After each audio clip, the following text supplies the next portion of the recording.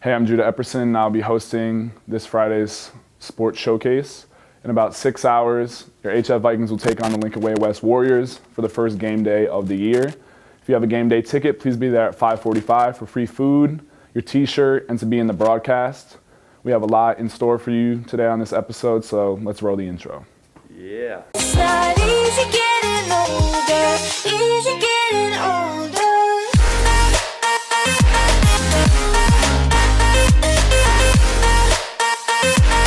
Easy getting older.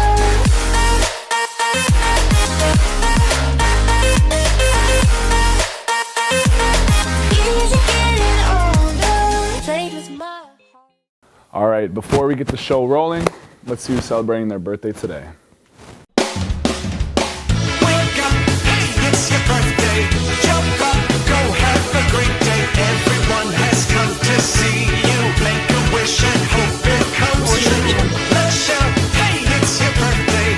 Bust out, let's do it your way. Bring a smile and share the laughter. Having fun is what we're after today.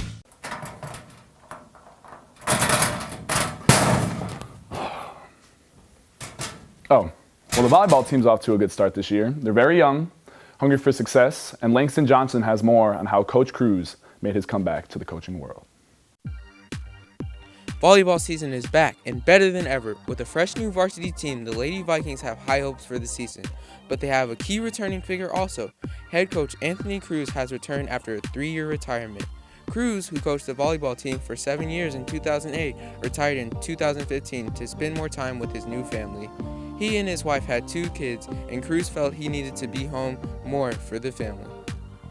So I have 2 young kids. I have a 4-year-old and a 2-year-old, so I just wanted to be home, spend time with them. When you coach, you spend a lot of time away from your family and with these girls, and so being able to take a little time off kind of just rejuvenated my passion and my drive for coaching. No one from the 2015 roster remained on the team, so Cruz and his staff had to start from scratch. They weren't familiar with any of the girls on the team, so tryouts took on a truly meaningful experience. Once the team was picked, the coaches tried to bring a whole new vibe to the team. Varsity co-captain Journey Barsh speaks on the changes Cruz installed. It definitely just changed up the dynamic of the team. I think a lot of girls were just expecting to make the team because they were on it before, but Cruz makes everyone work for it every day. He's never had this before. He doesn't know who can do what until we come out and actually show him that we can do something. So I think that he just brings out a fight in everyone. Cruz has not returned to a usual HF girls volleyball team though. The 2018 girls varsity team has a small lineup of only 10 players. Varsity captain Leah Sidbury tells of how Cruz has produced the best out of his new varsity team. Cruz likes to emphasize high energy and versatility. He likes us to be able to play any position at any time because we are a small team, so in case anybody gets hurt, we can step in and be able to work together. Cruz and the team are looking to be the best version of themselves this season and elevate their game to the highest level possible. The team is looking to rack up wins and always be competitive. We're playing well right now. We're real competitive with everybody. I think right now we just need to win that one big game and kind of get us over that hump. But the girls are working hard. We're doing what we need to do, so we're in a good place right now. The Lady Vikings have high expectations for the upcoming season. With the team and Coach Cruz back, a sea of wins is on the horizon for the Lady Vikings. For VTV, I'm Langston Johnson.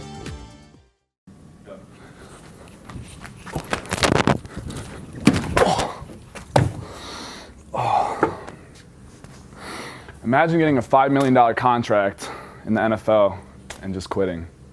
Well, that happened this week in the NFL, and our boys at PTI are going to tell us all about it.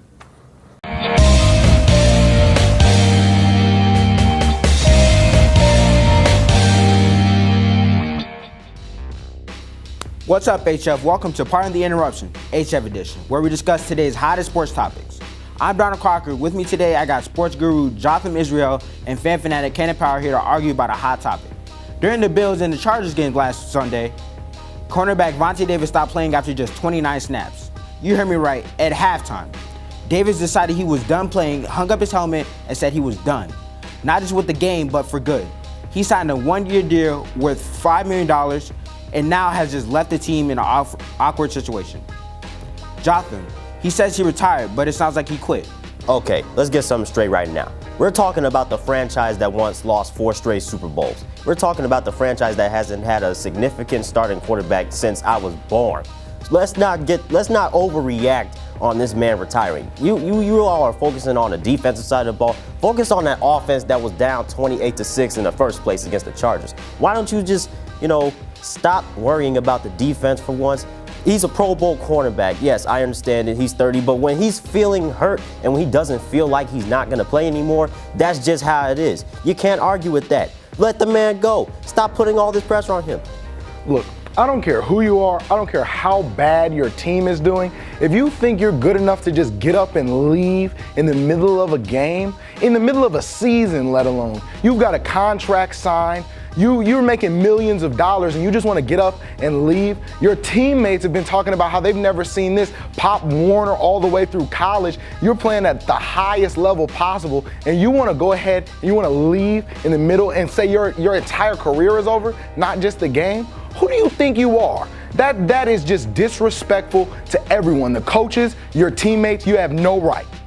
All I'm saying is that the man does not deserve to get pounced on like this. I understand he had just signed a contract, but it's only $5 million worth 1 year. Stop getting so overreacting about it, man. What I'm saying is you owe it to your teammates and your coaches and everyone you play with, everyone who's around you, your fans, to finish a season. You're on a contract, that's it. Unfortunately, that's all we have for today. For Jotham Israel and Kenneth Powell, I'm Donald Crocker. See you next time, HF.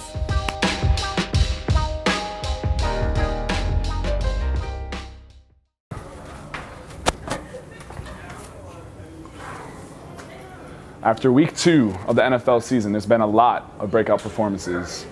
Jacob Goldberg's here to tell us all about the fantasy points for this week. Go check it out.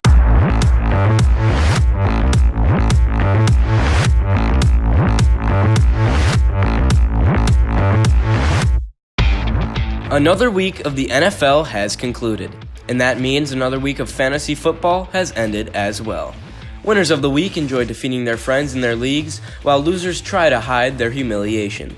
There were many surprises from players this week in the NFL, including big performances by Chiefs quarterback Patrick Mahomes and Buccaneers quarterback Ryan Fitzpatrick. These are 2 guys that would be a great pickup to your team, just in case they keep playing as good as they are now.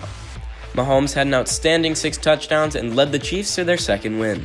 Fitzmagic passed for over 400 yards and threw 4 touchdowns. Again, these players are ones you might want to consider adding to your roster, just because they might make the difference on if your team wins or not. For VTV, I'm Jake Goldberg. You guys may know the best student section in the state, the Kedzie Crazies, but now we're going to get an inside look on who the people really are. Here for the scoop, we have Caroline Johnson.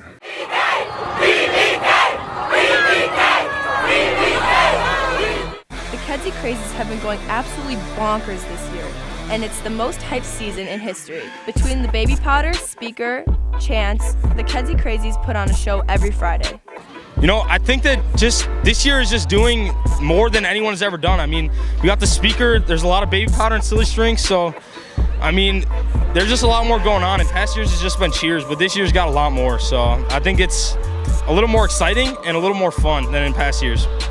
This year, I think it's the best year that HF ever had in student section history.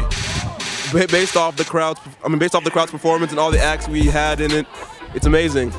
There's been a lot to cheer about in the student section, with the Vikings starting off 4-0. In fact, the fans have even been traveling to away games, filling up the bleachers like they did last week at Bolingbrook. Well, I think that this year, the student section is just going to be huge. And in years past, it's always been an HF crowd, but I think that this year is away. So I think the past 2 years, I think it's been a home game, but this year it's an away game, and I anticipate a huge crowd, which is, away games are usually smaller, but with Bolingbrook, it's a big rival game, so I think the crowd is going to be huge, and it's going to be big. We plan to make it as colorful as possible. We plan to keep music, but respectful. And we plan to just make the crowd as happy and as teen as possible. This year, members of the Kedzie Crazies know they have something special going on. The Crazies return to their home field tonight against Lincoln Way West. Make sure to be there for Neon Night and be a part of the craziness. For VTV, I'm Caroline Johnson. Ooh, this isn't as easy as it looks. Now we have the story of how all the cheerleaders do push-ups every time HF scores a touchdown. Here for the story, we have Jacob Hodges. How many push-ups do you do every day? Maybe 10 or maybe 25 before bed? Whatever the number is, it fails to compare to one group at HF who has made doing push-ups a game day tradition. The HF cheerleaders don't just cheer at football games. They do push-ups after every score the team makes. Whether it's a 3-point field goal or a 6-point touchdown, the cheerleaders are doing push-ups. And so far this season, they're doing a lot of push-ups. Okay, Treeland, she's going down at a 90-degree angle. Chest is up, butt is down. Danny, head is up. Take, for example, last week's game against Bolingbrook. The team scored 29 points, but don't start thinking they only did 29 push-ups. The squad matches the amount of points every time the team scores. So by the time the game was over, the cheerleaders had done 61 push-ups. Against Stagged, when the team scored 46 points, the cheerleaders did 190 push-ups that night. Coach Boyd believes these push-ups are making her team better. They're getting stronger and stronger, and they're getting better and better when they do those push-ups. I try to tell them that if you do them right, if they apply the right technique, they're gonna get better. The cheerleaders like doing push-ups as well. They say that it motivates the football players and is a good way for them to help maintain their strength. They also practice their push-ups at practice so that they are up to par for the games. Well, we practice our push-ups at practice so that when we get out here, we won't be overwhelmed. And one time it got all the way to like 70 points, but we always have to persevere. It's just a school spirit thing, just to support our boys. Doing the push-up, yes, at times it can be very hard and difficult, but we always push through very to the end. No matter what the score is, the cheerleaders will continue to go. According to Jazz, the squad sometimes gets teased for not showing perfect push-up form. The team admits they may not do them perfectly and commented on their technique. I think they do probably about a 7. They could do a whole lot better. They're not the real push-ups. My grade I would give our cheerleaders is a B. Sometimes the crowd, they get on us about how we're not going down low enough. So we're really working on that during practice, but overall I give us a good B+. In the 3 games the cheerleaders have cheered this year, they have done a combined 353 push-ups, and we're only halfway through the season. Keep an eye on this squad throughout the year, and see if you can hang with the push-up crew. For VTV, I'm Jalen White.